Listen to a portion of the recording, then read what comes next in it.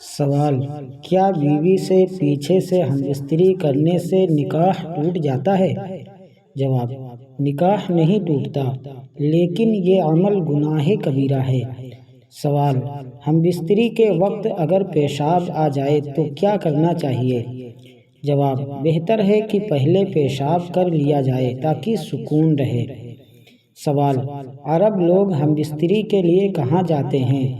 جواب: یہ ایک عام بات ہے کہ وہ نرم جگہ انتخاب کرتے ہیں، جیسے ریت۔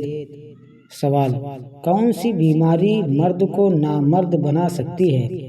جواب: شوگر اثر انداز ہو سکتی ہے۔ سوال: کیا رضامندی سے ہم بستری میں زیادہ ثواب ہے؟ جواب: جی ہاں، اس میں خوشی اور محبت زیادہ ہوتی ہے۔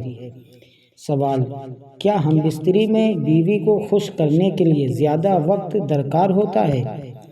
جواب: جی ہاں، عورت کی فطرت میں ہے کہ وہ زیادہ وقت لیتی ہے، اس لیے مرد کو جلدی نہیں کرنی چاہیے، بلکہ محبت اور نرمی سے پیش آنا چاہیے۔ سوال: کیا شوہر کو ہم بستری سے پہلے بیوی سے پوچھنا چاہیے؟